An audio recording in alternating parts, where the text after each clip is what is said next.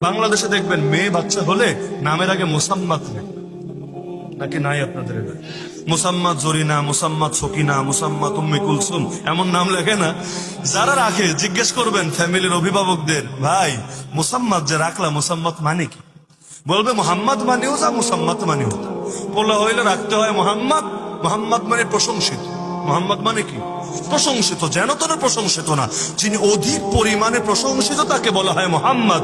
আমার রাসূলের নাম মোহাম্মদ সাল্লাল্লাহু আলাইহি ওয়াসাল্লাম। তো এখন মোহাম্মদ ছেলেরা যারা নামের আগে রাখে বা বাপমা রাখে, এই নিয়তেই রাখে আমার বাচ্চাটা বড় হয়ে মোহাম্মদ সাল্লাল্লাহু আলাইহি ওয়াসাল্লামের খাঁটি প্রেমিক যাতে হয়, আমার বাচ্চার মধ্যে রাসূলের মতো প্রশংসিত গুণ যাতে আসে। কিন্তু এখন মেয়ে হলে মোহাম্মদ তো রাখতে পারে না, মোহাম্মদ তো ছেলেদের নাম, এখন রাখবে কি? এইটার লেডি ভার্সন আবিষ্কার করেছে মুসাম্মাদ। অথচ মুসাম্মাদ আর মুহাম্মাদের মধ্যে কোনো মিল নেই। মুসাম্মাদ অর্থ কি জানেন? মুসাম্মাদ মানে এমন মাইয়া যার নাম রাখা হয়েছে। পৃথিবীতে কে ইখতিলাফ করেছে যে আপনার বাচ্চার নাম রাখা হয় নাই? নাম তো সবারই আছে, নাম ছাড়া আবার লোক আছে নাকি? আরে নাম ছাড়া লোক আছে। তো এখন মুসাম্মাদ আপনি যদি নাও বলেন তাও সবাই জানবো যে নাম রাখা আছে। কেউ ডাকতে গিয়ে পেরেশান হবে না, ওই ওই ওই এইটা বইলে আর পরে খুঁজা পাচ্ছে না, নাম তো নাই, ডাকবো কি কইয়া? এইরকম ঝামেলা অন্তত আপনাদের জেলায় হওয়ার কথা না। নাম তো সবারই আছে। আগে মুসাম্মাদ লেখার কি ফায়দা? কে যে এটা আবিষ্কার করেছে তারে পাইলে নোবেল পুরস্কার দিয়েছে। এইরকম বহুত আবিষ্কার আছে আমাদের দেশে, কেমনে জানি ছড়ায় যায় আল্লাহ ভালো জানে। আর গ্রামাঞ্চলে তো আবিষ্কারের শেষ নাই। রাইতের বেলা আয়না দেখলে জানে কি হয়, রাইতের বেলা নখ কাটলে জানে কি হয়, আবার ভাঙা আয়নায় চেহারা দেখলে জানে কি হয়, সকালবেলা ঘর থেকে বের হইয়া কিসের মুখ দেখলে আর কিসের আওয়াজ শুনলে জানে কি কি হয়, কোন পাখি বাড়ির কোনে আয়া ডাকলে কে কে জানি মইরা যায়। বিস্তারিত আলাপে নাই গেলাম। এইরকম হাজার হাজার কুসংস্কার খুঁজে পাবেন বাংলাদেশের গ্রামে। এমনকি হুমায়ুন আহমেদের তো চিনেন আপনারা, প্রসিদ্ধ লেখক, বেচারা ইন্তেকাল করেছে, তার মায়ের একটা আত্মজীবনী আছে, তারাই লেখানোর ব্যবস্থা করেছে। ভাইরা যেহেতু লেখক, এখন মারে বলায় বলায় হোক আর লেখায় লেখায় হোক আত্মজীবনী লিখিয়েছে। ভালো কথা, আমি পড়েছিলাম মনোযোগ দিয়ে।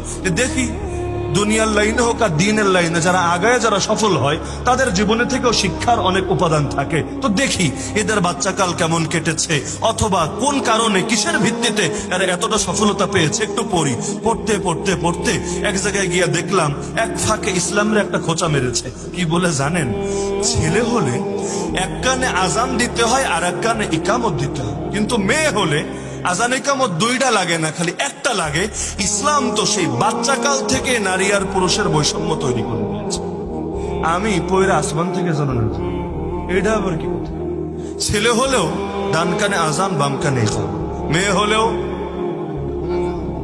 নাকি একটা করলেই চলে। মেয়ে হলেও ডান কানে কি দিতে হয়? ডান কানে মানে আবার বাচ্চা হইলে কান টাইনা ধইরা এরপর জোরে জোরে এমন ভাবে বইলেন না কানের পর্দা ফেটে যাবে।